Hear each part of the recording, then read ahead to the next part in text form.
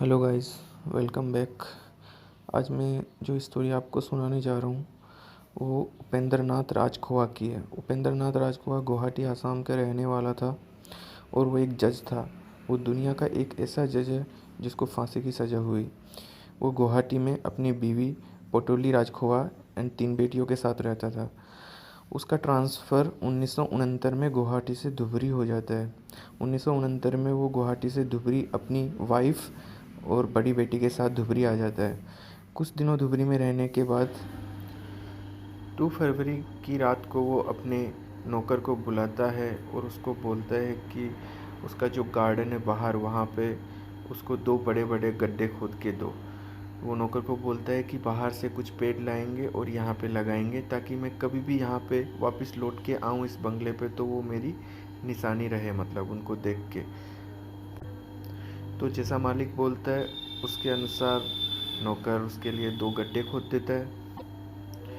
उसके 8 दिन बाद 10 फरवरी 1970 की रात को सरस्वती पूजा होता है। सब वो सरस्वती पूजा देखने के लिए रात में बाहर जाते हैं। सब खुशी खुशी वापस आते हैं। उसके बाद में जब सुबह नौकर आता है और नौकर आके उसके जज को, मालिक को पूछता है कि मालिक, वो आपकी वाइफ एंड बेटी कहाँ गई? तो मालिक उससे बोलता है कि वो वाइफ और बेटी सुबह उनको कुछ ज़रूरी काम आ गया था, उसके लिए वो अपने रिलेटिव के वहाँ पे निकल गई सुबह सुबह। तो नौकर उस बात पे ज़्यादा ध्यान नहीं देता है और सोचता है हाँ कुछ काम आ गया होगा तो मालकिन निकल गई होगी। उसके बाद में नौकर पीछे की तरफ जाता है, घर के पीछे की तरफ जाता है। तो जो बाथरूम से एक पाइप पीछे की तरफ निकल रहा है उससे वो कुछ रेड रेड कलर निकलते हुए देखता है। उसके बाद में वो सोचता है कि आज मालिक खुद कपड़े धो रहे हैं, तो सोचता है होगा कपड़े का कुछ कलर निकल रहा होगा बाहर, तो उसका रेड रेड कलर निकल रहा होगा, इसलिए वो ज़्यादा ध्यान नहीं देता है। उसके बाद में जज अपनी दोनों बेटियों को 25 फरवरी को वहाँ पे उसके बंगले पे बुलाता है और उसकी बेटियों को बोलता है कि आप यहाँ पे आ जाओ, उसके बाद में हम दिल्ली जाएंगे, घूमने के लिए दिल्ली जाएंगे, ऐसे बोल के उन दोनों बेटियों को वहाँ पे बुला लेता है। तो 25 फेब को वो वहाँ पे उनकी दोनों बेटियों को बुला लेता है और 26 फेब को जब उसका नौकर फिर से घर पे आता है तो वो उससे पूछता है कि दोनों बेटियां जो कल शाम को गुवाहाटी से धुबरी आई थी वो कहाँ है, मतलब कहाँ गई, वापस गुवाहाटी गई या फिर कहीं दूसरी जगह गई? तो वो मालिक बोलता है, जज बोलता है उसको, नौकर को, कि उनका भी कुछ काम आ गया था इसलिए वो भी रिलेटिव के वहाँ पे चली गई जहाँ पे उसकी माँ और बेटी गई पहले, तो वहीं पे दोनों बेटियाँ चली गई और मैं भी कुछ दिनों बाद में वहाँ पे जाने वाला हूँ, मतलब कुछ अर्जेंट काम है इसलिए मैं भी वहाँ पे जाने वाला हूँ। तो ये सब सुनने के बाद में नौकर को थोड़ा अजीब भी लगता है, लेकिन अब एक जज से कौन मतलब क्वेश्चन करेगा, तो उसने उससे ज़्यादा कुछ पूछा नहीं और उसके बाद में उसने सोचा चलो ठीक है इसका कुछ काम आ गया होगा इसलिए गया होगा। लेकिन वो नौकर एक और चीज़ नोटिस करता है, वहाँ पे जो दोनों गड्ढे थे वो दोनों गड्ढे भी भरे हुए दिखते हैं उसको और उसके ऊपर कोई पौधा लगाया हुआ भी नहीं दिखता।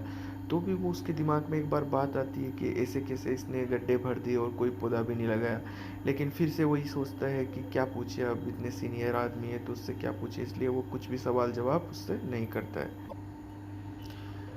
उसके कुछ दिनों बाद जज साहब भी वहाँ से उसका बंगला छोड़ के चले जाते हैं और जज साहब वहाँ से बंगला छोड़ के सिलीगुड़ी चले जाते हैं और सिलीगुड़ी में जाके रहने लगते हैं। तो कुछ दिनों में बाद उसका एक नौकर रहता है जयप्रकाश करके, वो उस जज को सिलीगुड़ी में मिलता है। जयप्रकाश जब अपने जज को सिलीगुड़ी में देखता है तो वो उससे पूछता है कि सर मतलब यहाँ पे कैसे क्या करने आए हो? तो जज बताता है कि कुछ ज़रूरी काम से यहाँ पे आया हूँ और कुछ दिन मेरे को यहाँ पे रुकना है और मैं यहाँ पे ऐसे सिवाय होटल है, एक होटल का नाम बताता है, इस होटल में ठहरा हुआ हूँ और मैं यहाँ पे रुका हूँ। लेकिन वो उसके नौकर को बोलता है कि तुम ये बात किसी को बताना मत। तो उसका नौकर थोड़ा वफादार होता है, वो किसी को ऐसे बात नहीं बताता है और वो वापस दुबरी आ जाता है। पर जैसे जैसे टाइम बीतता है, 1-2 महीने हो जाते हैं, उसके बाद में जो उसकी वाइफ होती है, जज की वाइफ होती है, उसके भाई जो होते हैं वो पुलिस में रहते हैं, आसाम पुलिस में सर्विस करते हैं। तो कुछ दिनों तक जब उसकी बहन से बात नहीं होता उसका, तो वो सोचते हैं कि बहन कैसी है, क्या है, कहाँ गई, इसलिए वो थोड़ा परेशान हो जाता है और उससे कांटेक्ट करने का ट्राई करता है। तो कांटेक्ट करने का ट्राई करता है, उसका फ़ोन ऑन कुछ नहीं मिलता है। तो वो इसी तलाश में धुबरी आ जाता है। जब वो धुबरी आके वहाँ पे देखता है, बंगले में आके देखता है, तो उसको पता चलता है कि यहाँ से गए तो बहुत दिन हो गए, यहाँ पे तो कोई रह नहीं रहा। तो वहाँ पे रहने वाले नौकर लोगों से पूछता है कि कहाँ गए जज साहब, कहाँ गए, उसका मेरा सिस्टर है वो कहाँ गया है। तो स्टार्टिंग में तो नौकर नहीं बताता, लेकिन बाद में जब थोड़ा परेशान होता है तो नौकर बताता है कि वाइफ का तो नहीं पता, लेकिन जज साहब को मैं कुछ दिनों पहले सिलीगुड़ी में मिला था और जज साहब सिलीगुड़ी में एक होटल है सिवाय, वहाँ पे ठहरे हुए हैं।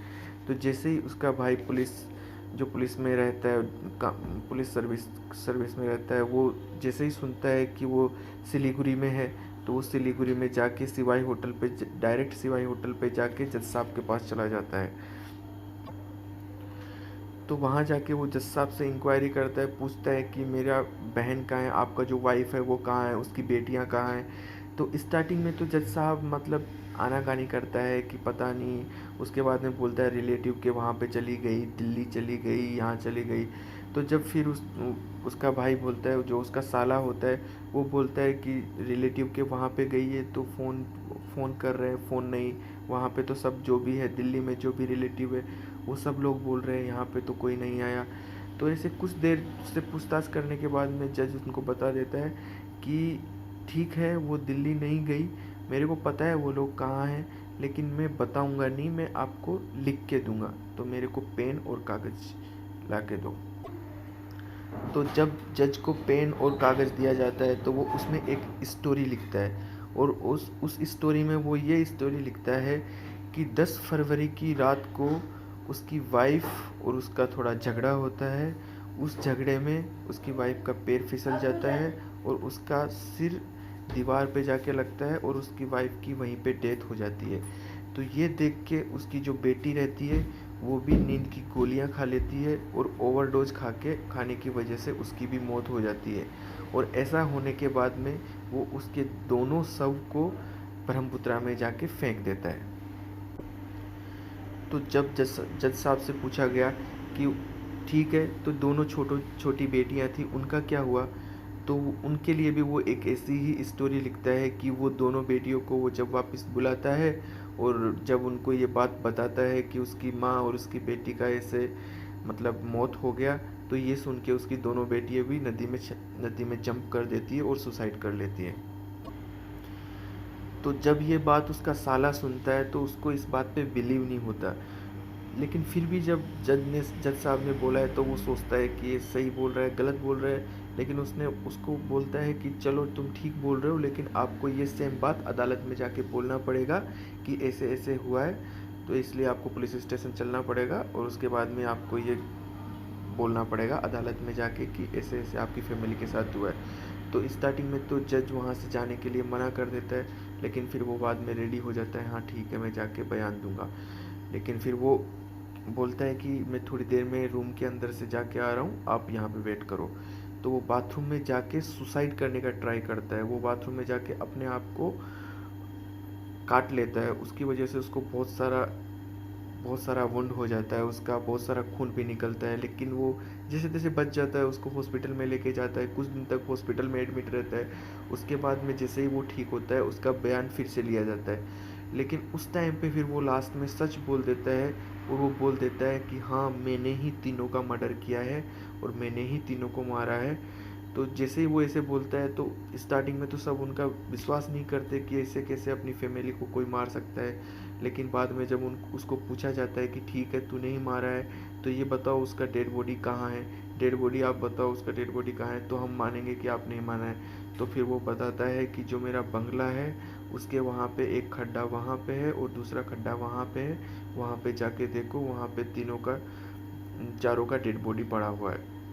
तो जैसे ही वहाँ पे जाके चेक किया जाता है तो उन चारों का डेड बॉडी वहाँ पे मिल जाता है। तो चारों का डेड बॉडी मिलने के बाद जज को मर्डर के इल्ज़ाम में जेल में डाल दिया जाता है और उसके बाद में उसकी सुनवाई स्टार्ट हो जाती है।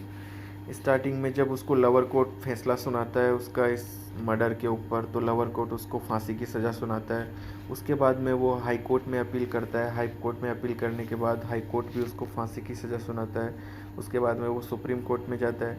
सुप्रीम कोर्ट भी इसको फांसी की सज़ा सुनाता है। सुप्रीम कोर्ट और तीनों जो कोर्ट होते हैं वो एक ही बात बोलते हैं कि जो न्याय करने वाला इंसान है वो ऐसे कैसे मर्डर कर सकता है किसी का, और वो भी इतना प्लानिंग करके मर्डर कैसे कर सकता है। तो ये rare of the rarest case में आ जाता है, इसलिए रेयरेस्ट केस होता है इंडिया में, उसमें फांसी दी जाती है।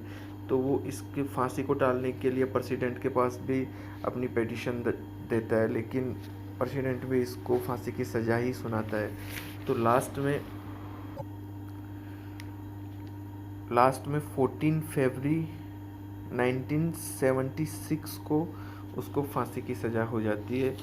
तो ये अपने इंडिया में ही नहीं बल्कि पूरे दुनिया में एक ऐसा जज है जिसको क्राइम के बेस पे फांसी की सज़ा दी गई। तो आपको कैसा लगा मेरा स्टोरी?